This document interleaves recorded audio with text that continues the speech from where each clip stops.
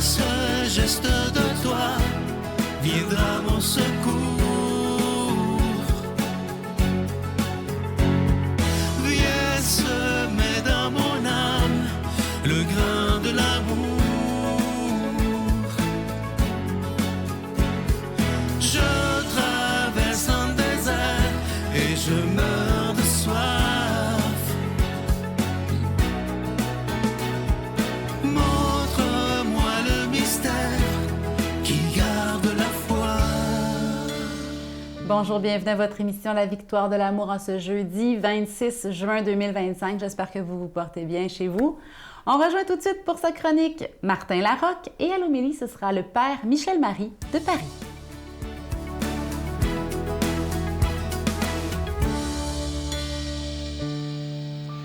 Bon matin, les victorieux, les victorieuses et tous ceux qui doutent encore.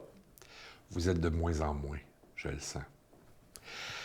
J'ai, vous savez, le grand honneur, moi, d'être conférencier depuis plus de 30 ans, OK?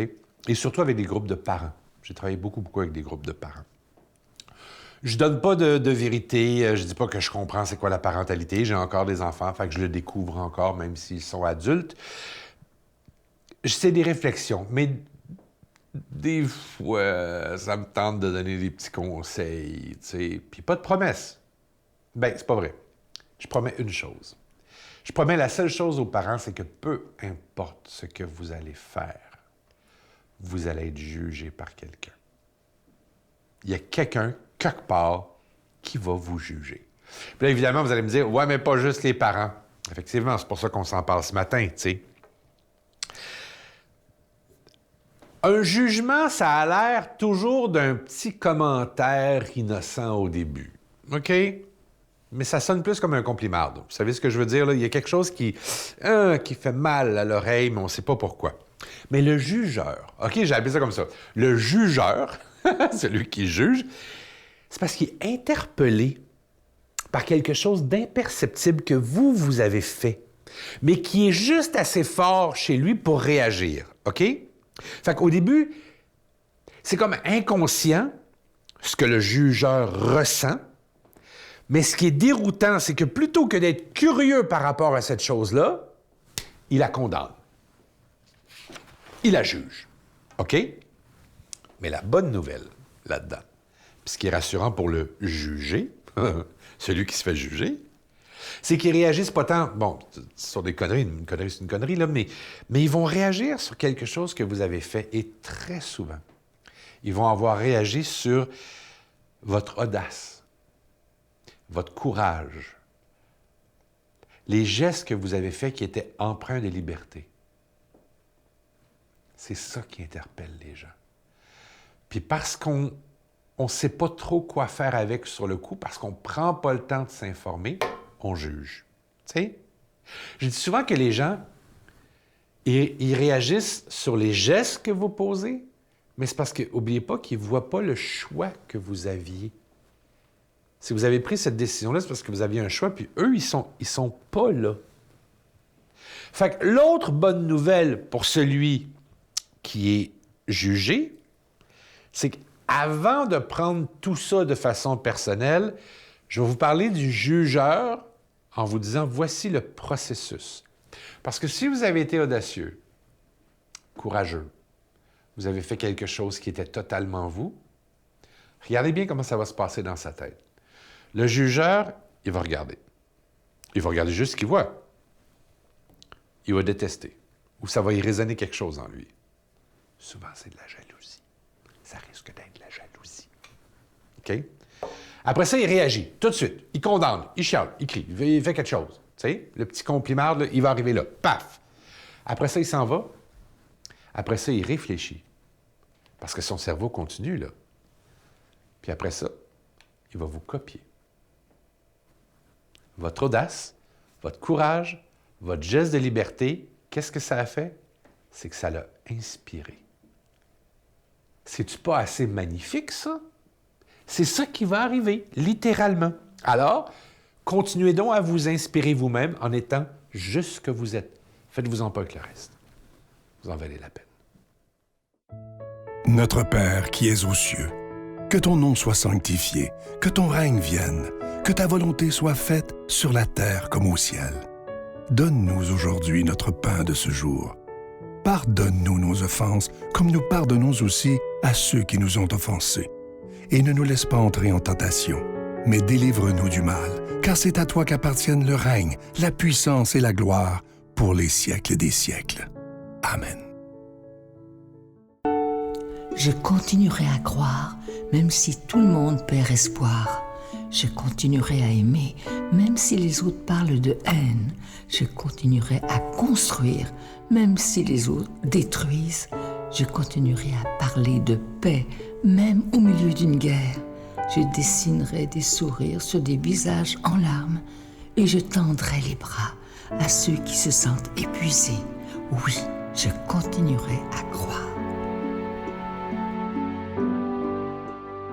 Comme je vous en parle depuis le début du mois de juin, voici ce magnifique pendentif qui est en acier inoxydable, donc ça ne ternira pas, du cœur immaculé de Marie. Il s'est orné de beaux petits zircons et la chaîne est inclue. Je vous rappelle que ce bijou, il est déjà béni et évidemment, c'est avec un don de 25 $. Et si vous en voulez deux parce que ça se donne vraiment bien en cadeau, c'est avec un don de 40 $. Je vous rappelle aussi que toutes sortes d'autres cadeaux que vous pouvez choisir sur notre site Internet dans la section cadeaux en haut à droite et vous pourrez choisir ce que vous voulez, évidemment. Je vais prendre le temps aujourd'hui de vous remercier de tout mon cœur de ce que vous faites pour la victoire de l'amour. Merci, comme je le dis souvent, d'investir dans votre foi. Merci d'être des protecteurs de la foi, parce qu'on sait maintenant qu'il y a tellement de gens qui ne croient plus, qui trouvent ça un peu niaiseux, la foi, etc. Mais moi, je pense qu'il faut se donner la main et se serrer les coudes et de dire, nous allons continuer, coûte que coûte, d'annoncer ce Jésus qui est le Prince de la paix. Alors, merci de ce que vous faites. Et comme je vous dis souvent, je suis dans la plus grande des gratitudes pour cette émission qui est là depuis plus de 30 ans. Voici comment vous procurer les cadeaux. Par la poste, à la Victoire de l'amour, casier postal 120, succursale Boucherville à Boucherville, le J4B 5E6. Ou par téléphone, par carte de crédit, du lundi au jeudi, de 8h à 17h, au 514-523-4433, ou à notre numéro sans frais, le 1-888-811-9291. Également sur notre site Internet, le www.lavictoiredelamour.org. Avec votre don, vous recevrez aussi un reçu pour fin d'impôt. Merci de donner des mains à la Providence. Merci d'investir dans votre foi.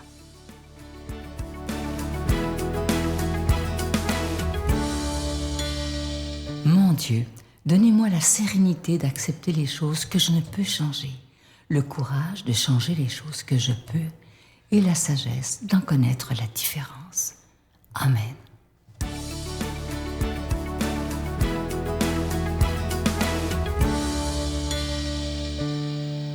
Mes si chers amis, aujourd'hui, l'évangile que l'Église nous propose est de la plus haute importance pour notre vie la plus concrète et pour notre relation avec Dieu, qui, je l'espère, est aussi concrète. Souvent, nous croyons qu'il suffit de l'appeler Seigneur, Seigneur, pour lui plaire. Parce que nous croyons en lui, parce que nous avons besoin de son aide, en un mot, parce que nous avons la foi. Mais en vérité, avoir la foi, ce n'est pas seulement adhérer au contenu du credo. Oui, je crois dans le Père, dans le Fils et dans le Saint-Esprit. C'est en effet un premier pas, un pas nécessaire, un pas décisif, qui laisse notre humanité dépendante de Dieu, mais professer la foi, ça va bien plus loin, c'est la vivre. Cette adhésion à la personne de Dieu est évidemment essentielle, mais elle ne saurait suffire pour le Christ qui ose dire « Ce ne sont pas ceux qui me disent Seigneur, Seigneur, qui entrent dans le royaume de Dieu, c'est-à-dire dans la compréhension de ce que je suis et de ce que j'attends.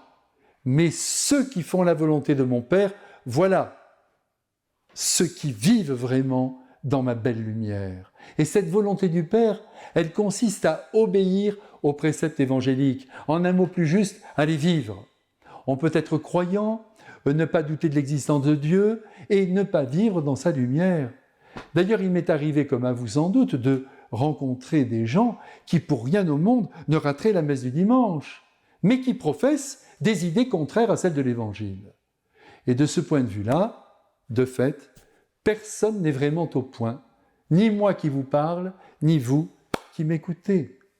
Nous n'avons pas encore épousé parfaitement les attentes du Christ et la volonté de le servir dans la belle lumière, je le redis, de l'Évangile. Cependant, nous essayons, et c'est là, je l'espère, notre plus grand désir, nous essayons de vivre selon la loi de l'Évangile. Faire la volonté du Père revient à placer l'amour au sommet de toutes les activités de la vie, et c'est bien difficile. Tout faire par amour, et aimer les êtres qui nous entourent, jusqu'à étendre cet amour au monde entier, à chaque personne, c'est d'une exigence folle. Faire la volonté du Père, c'est aussi placer l'honnêteté comme vertu majeure dans notre vie, au sommet de tout ce que nous accomplissons. Et l'honnêteté ne regarde pas que le portefeuille. Honnêteté dans l'amitié, honnêteté dans les relations amoureuses, honnêteté dans le travail bien fait. Et puis, faire la volonté du Père, c'est ne porter aucun jugement sur les autres, quel que soit leur parcours de vie, et faire preuve à leur égard, comme Dieu le fait avec chacun de nous, d'une infinie patience. Ne pas juger, c'est respecter un commandement majeur du Christ. Et il faut bien avouer que ce commandement, nous le bafouons chaque jour, sans jamais nous remettre suffisamment en cause, ce qui nous conduit à pourrir les relations humaines, à aiguiser les oppositions et même à vivre des rejets. Faire la volonté du Père, c'est ne pas donner à l'argent la première place dans notre vie, en passant son temps à le compter et, pire encore, à l'engranger, comme s'il était un Dieu nous garantissant de tous les déboires de la vie. Mais enfin, voyons, faire la volonté du Père, c'est entrer résolument dans l'univers de la générosité à l'égard d'autrui, c'est donner plus que vouloir recevoir, c'est s'oublier et même se priver, s'il le fallait, de ceci ou de cela, pour mieux combler nos plus proches. Il s'agit donc de bâtir, comme dit l'Évangile, notre maison sur le roc, sur la pensée du Christ, autant dire sur ce que le Père a demandé à son Fils de nous transmettre en vue de la construction de notre être, et non sur le sable que charrie le monde, ce sable, et c'est une belle image, qui n'arrive pas à demeurer dans nos mains quand nous essayons de le ramasser. Il traverse nos paumes. Ainsi l'orgueil, la vanité, la recherche des honneurs, l'argent, je le redis, la bonne réputation, on est aimé de tous, l'encensement par le monde, et ce lot finit par pourrir, par mourir, si ce n'est pas demain, ce sera après-demain. Qui suit l'Évangile ne s'effondrera jamais malgré les épreuves, et quand il faudra quitter ce monde, on aura simplement l'impression de ne pas quitter vraiment sa maison, de passer dans la pièce d'à côté, qui est celle de l'amour, que nous aurons servi avec constance. Allez, je vous embrasse et je vous bénis. Vous savez combien je vous aime. Amen. Je vous salue Marie, pleine de grâce. Le Seigneur est avec vous. Vous êtes bénie entre toutes les femmes, et Jésus, le fruit de vos entrailles, est béni. Sainte Marie, Mère de Dieu, priez pour nous pécheurs, maintenant et à l'heure de notre mort. Amen.